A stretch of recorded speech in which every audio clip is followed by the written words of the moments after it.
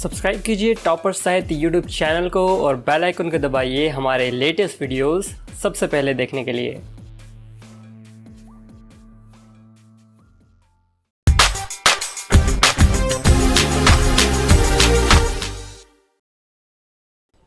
नमस्कार दोस्तों, मैं प्रदीप भारद्वाज टॉपर साहित्य चैनल पर आप सभी का स्वागत करता हूं। जय हिंदी जय भारत। नोटबुक और पेन साथ में रखें क्योंकि आज की जो सीरीज है अल्टीमेट और जबरदस्त होने वाली है। दूसरा, सामान्य हिंदी की आज टेस्ट सीरीज हम कर रहे हैं, टेस्ट सीरीज नंबर 2। दूसरा, नोटबुक और पेन साथ में रखें और डेली 8 बजे आप यहां पर पहुंच जाया करें क्योंकि आपको एक वीडियो जरूर मिलेगी हिंदी या फिर हिंदी व्याकरण या फिर हिंदी साहित्य की। आपका टाइम वेस्ट ना करते हुए चलते पहले क्वेश्चन की ओर। पहला क्वेश्चन आपके सामने आ चुका है। मुहावरा किस भाषा का शब्द है? पहला ऑप्शन आपके सामने है, ए यूनानी, बी उर्दू, सी संस्कृत, डी अरबी। और ये मोस्ट इंपोर्टेंट क्वेश्चन है और हर बार एग्जाम में यहां से क्वेश्चन उठा है और ये पूछा गया क्वेश्चन है। जब आप आने वाले एग्जाम में देखेंगे तो इसी तरह का क्वेश्चन आपको मिलेगा। अब देखते हैं आपका राइट आंसर क्या है। देखिए, जिसका भी राइट आंसर है डी, वो क्या है? सही। मतलब मुहावरा जो है अरबी भाषा का शब्द है। दूसरा, एक और चीज आप ध्यान रखेंगे, मुहावरे का शाब्दिक अर्थ कई बार पूछ लिया जा सकता है क्या, और पूछा भी गया है। तो मुहावरे का शाब्दिक अर्थ है बातचीत, इसे भी लिख ले। ओके, अब चलते हैं अगले नेक्स्ट क्वेश्चन की ओर। नेक्स्ट क्वेश्चन आपके सामने आ चुका है। किसी भाषा का वह वाक्यांश जो लक्षण अथवा व्यंजना शक्ति के बल पर मुख्यार्थ से भिन्न किसी अन्य अर्थ को व्यक्त करता है कहलाता है क्या? मुहावरा, लोकोक्तिया, उपयुक्त दोनों या फिर कोई नहीं।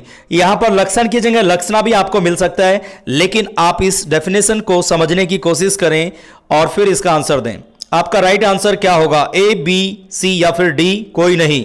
तो राइट आंसर को एक बार टैली कर लें। जिसका भी है ऑप्शन नंबर ए, वो क्या है? सही है। क्लियर? किसी भी भाषा का वह वाक्यांश जो लक्षण अथवा व्यंजना शक्ति के बल पर मुख्यार्थ से भिन्न किसी अन्य अर्थ को व्यक्त करता है क्या कहलाता है? मुहावरा। मोस्ट इंपोर्टेंट है, इसे लिख लें। अब चलते हैं अगले क्वेश्चन की ओर। अगला क्वेश्चन आपके सामने है। मुहावरे में खालिस्तान शक्ति की प्रधानता होती है। देखिए, एक चीज मैं आपको बता दूं, मुहावरे और लोकोक्तियां आपने सुनी भी होंगी, देखी भी होंगी और आप यूज भी करते होंगे, लेकिन कभी आपने नोटिस किया है मुहावरे और लोकोक्तियों में किस शक्ति की प्रधानता होती है? जैसे अभिधा, लक्षणा और व्यंजना आपने सुना होगा, लेकिन प्रधानता किसकी होती है? तो इसका राइट आंसर आप देखते हैं कौन सा देते हैं भाई। ऑप्शन नंबर ए, बी, सी या फिर डी। अब सही आंसर को एक बार टैली कर लेंगे। जिसका भी है ऑप्शन नंबर बी, वो क्या है? सही। अब यहां पर ध्यान दें, मुहावरे में लक्षणा शक्ति की प्रधानता होती है। मोस्ट इंपोर्टेंट क्वेश्चन है, साथ के साथ नोट करते रहें और कोशिश करें आप क्वेश्चन नंबर डालें और फिर उसका आंसर दें। ओके, लास्ट में स्कोर जरूर बताया करें, आप बताते नहीं हो। रंग सिहार होना मुहावरे का अर्थ है क्या? कपटी मनुष्य, अत्यधिक क्रोध करना, सी आशंका होना या फिर डराना। रंग सियार होना मोस्ट इंपोर्टेंट है। अब देखते हैं इसका सही आंसर कौन देता है। सही आंसर को आप टैली कर लें। जिसका भी ऑप्शन नंबर ए, वो क्या है? कपटी मनुष्य। जैसे कह सकते हैं आजकल के नेता रंगे सियार हैं, मतलब पता नहीं है कि दिखते कुछ हैं होते कुछ हैं। कपटी मनुष्य। क्लियर? इंपॉर्टेंट है। अब चलते हैं अगले क्वेश्चन की ओर। अगला क्वेश्चन आपके सामने आ चुका है। म्यान से बाहर होना मुहावरे का अर्थ क्या है? कपटी मनुष्य, बी अत्यधिक क्रोध करना, आशंका होना या फिर डराना।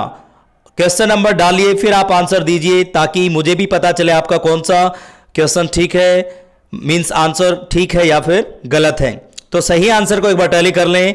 जिसका भी ऑप्शन नंबर बी, वो क्या है? सही। अत्यधिक क्रोध करना मतलब म्यान से बाहर होना। Okay, clear?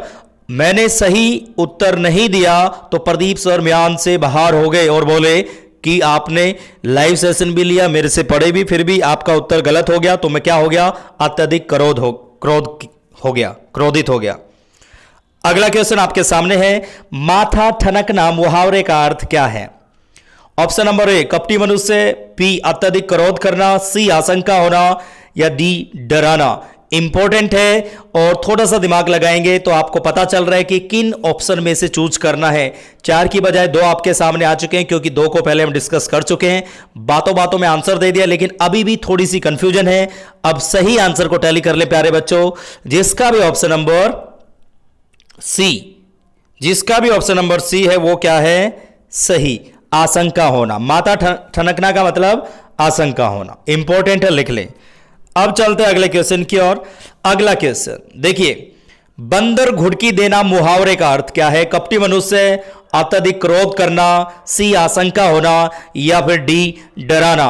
देखिए थोड़ा सा दिमाग होगा तो इसका आंसर आपके बिल्कुल सामने है, बंदर घुड़की देना। देखिए जैसे पुलिस ने चोर को पकड़ा और बंदर घुड़की देकर सब कुछ उगलवा लिया, पूछ लिया कि चोरी किसने की थी या किसका हाथ है चोरी में, क्लियर, या मर्डर किसने किया था। वेरी गुड, सभी का सही जा रहा है। जिसका भी ऑप्शन नंबर डी है वो क्या है प्यारे बच्चों, सही, डराना। बंदर घुड़की देना मतलब डराना। जैसे आजकल की बीवियां पतियों को क्या है, बंदर घुड़की देती रहती हैं। सही कहा ना मैंने। अब चलते हैं अगले क्वेश्चन की ओर। अगला क्वेश्चन आपके सामने आ चुका है, नाको चने चबाना मुहावरे का अर्थ क्या है? बहुत सताना, खूब लाभ होना, कुछ पागल होना, एमिट होना। मोस्ट इंपोर्टेंट है नाको चने चबाना। तो इसका राइट आंसर क्या होगा, फटाफट बताइए प्यारे बच्चों। क्वेश्चन नंबर डालिए, फिर आप आंसर देंगे तो बेटर रहेगा। और ऑफलाइन कमेंट नहीं करते हो, बड़ा अच्छा नहीं लगता है, फिर कहते हो सर आप यूट्यूब पर वीडियो नहीं डालते हैं। देखते हैं कौन कौन ऑफलाइन कमेंट करेगा, वीडियो को शेयर करेगा और वीडियो को लाइक कर दे जिन्होंने अभी तक नहीं किया है। फटाफट लाइक करिए साथ के साथ और आंसर को चेक कर लें एक बार। जिसका भी ऑप्शन नंबर ए वो क्या है, सही, बहुत सताना। नाको चने चबाना मतलब किसी को परेशान करना, बहुत सताना। क्लियर। एक और चीज मैं आपको बता दूं, अगर आपको किसी भी मुहावरे की पहचान करने की ये मुहावरा है तो उसके पीछे आपको क्या मिलेगा, ना मिलेगा।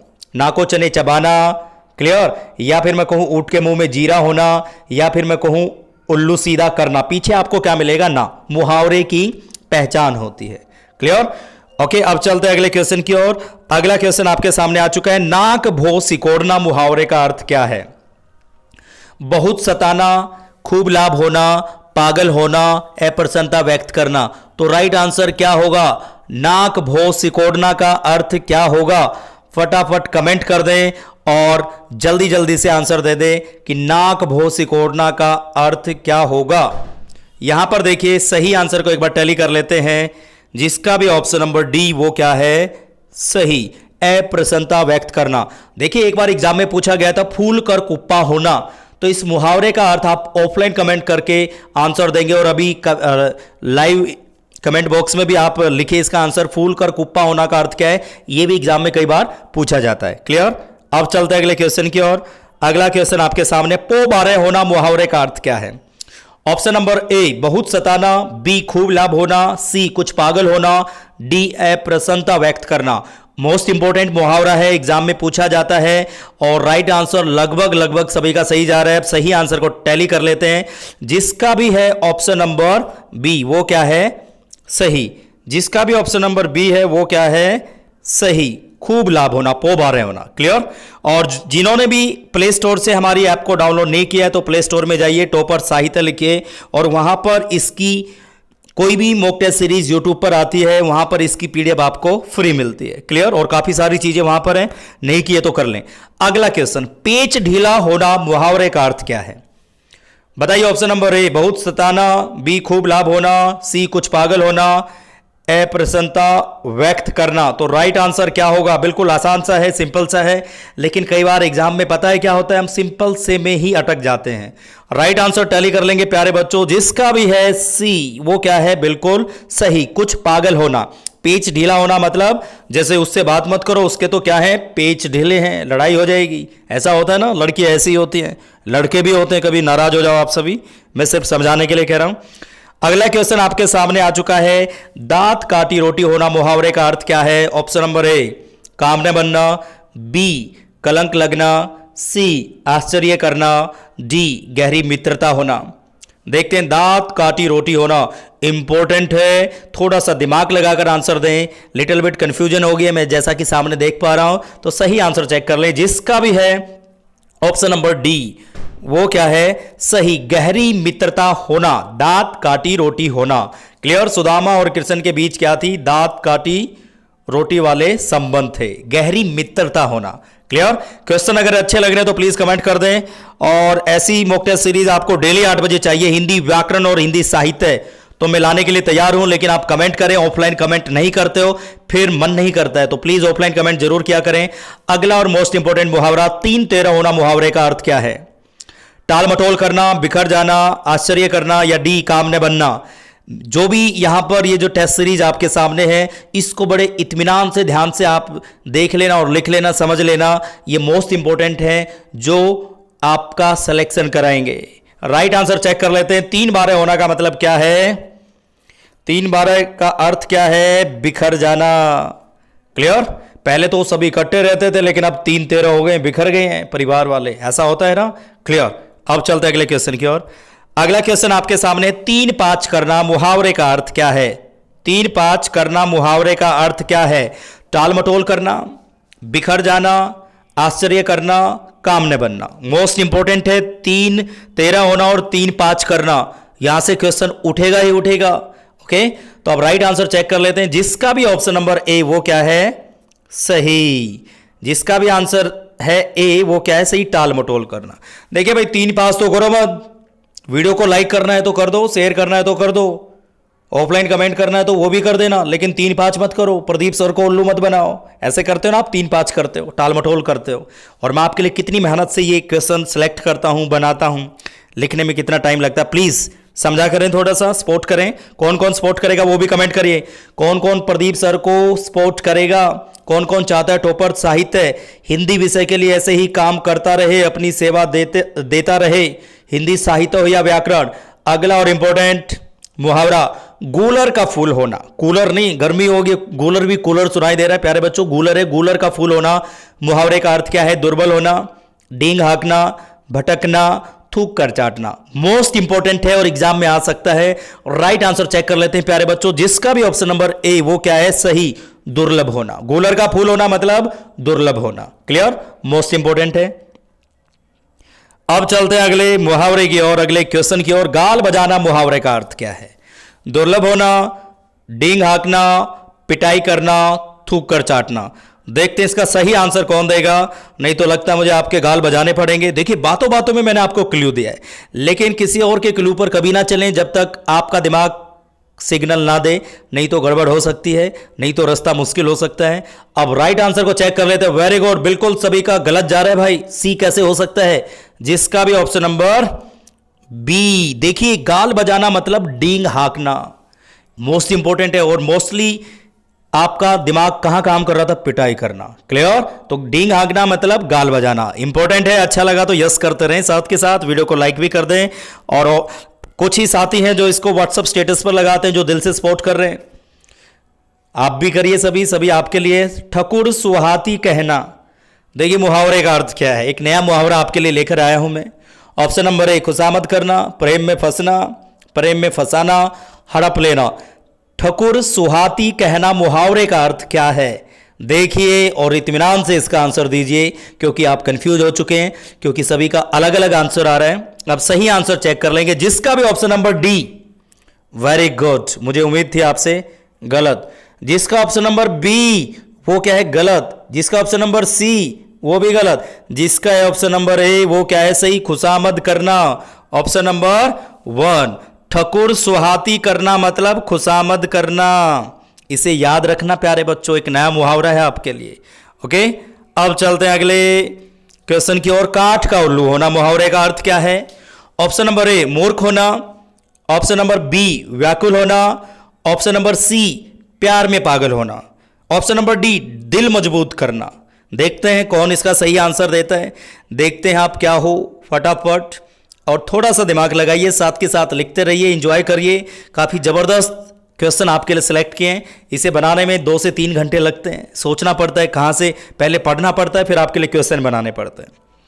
इसका राइट आंसर एक बार चेक कर लेते हैं। जिसका भी ऑप्शन नंबर ए वो क्या है प्यारे बच्चों? सही, काठ का उल्लू होना मतलब मूर्ख होना। प्रदीप सर तो बड़े काठ के उल्लू हैं। यूट्यूब पर वीडियोस लेकर आते रहते हैं डेली 8 बजे, और आप उसको लाइक भी नहीं करते हो, शेयर भी नहीं करते हो, कमेंट भी नहीं करते हो, है ना? काठ का उल्लू में, है ना?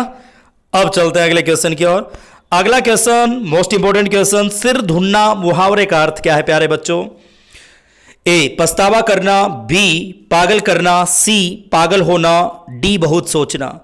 लगाइए दिमाग। सिर धुनना मुहावरे का अर्थ क्या है? इंपॉर्टेंट है, एग्जाम में आ सकता है। और देखते हैं सही आंसर कौन देगा। ठीक है, क्लियर। और आप अभी अभी एक मुहावरा पढ़ा था, ठकुर सुहाती कहना। ओके, तो चमचों की आदत ठकुर सुहाती करने की होती है, खुशामद करने की होती है, बटरिंग करने की होती है। तो बटरिंग ना करें, आंसर दें। सही आंसर चेक कर लेते हैं, जिसका भी ऑप्शन नंबर ए, वो क्या है प्यारे बच्चों? सही, पछतावा करना। क्लियर? ओके, लिख रहे हो साथ के साथ, एंजॉय कर रहे हो, बताते रहो, मजा आ रहा है। अगला क्वेश्चन आपके सामने है, अंडे का शहजादा होना मुहावरे का अर्थ क्या है? ये मोस्ट से भी मोस्ट इंपॉर्टेंट है हर एग्जाम में। अगर सामान्य हिंदी की बात करें तो ये क्वेश्चन, ये मुहावरा हर बार पिक कर लिया जाता है और बच्चे कंफ्यूज हो जाते हैं, अंडे का शहजादा क्या होता है। ये पूछा गया क्वेश्चन है।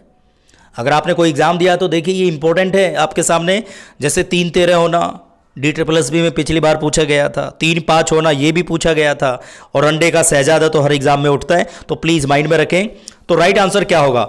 अनुभवी व्यक्ति, कमजोर व्यक्ति, सी चालाक व्यक्ति। मेरी तरह व्यक्ति को थोड़ा सही कर लें। यहाँ पर जो बी और सी है, यहाँ पर थोड़ी सी गड़बड़ हो गई है प्यारे बच्चों, तो प्लीज़ इसे आप सही कर लेंगे। ये मिसप्रिंट हो गया, कमजोर व्यक्ति और चालाक व्यक्ति कर लेंगे, या फिर अनुभवहीन व्यक्ति। और यहाँ पर सही आंसर एक बार टैली कर लें प्यारे बच्चों। और कुछ का सही जा रहा है, कुछ कंफ्यूज है, लेकिन नो प्रॉब्लम, मैं हूँ आपके साथ। यहां पर जिसका भी ऑप्शन नंबर डी, वो क्या है? सही, अनुभवहीन व्यक्ति को कहते हैं अंडे का शहजादा, जिसको कोई एक्सपीरियंस ना हो। और अंग्रेजी में वेटरन कहा जाता है। कई बार वन वर्ड सब्स्टिट्यूशन में इंग्लिश में पूछ लिया जाता है, जिसको ज्यादा एक्सपीरियंस हो उसे वेटरन कहा जाता है। क्लियर?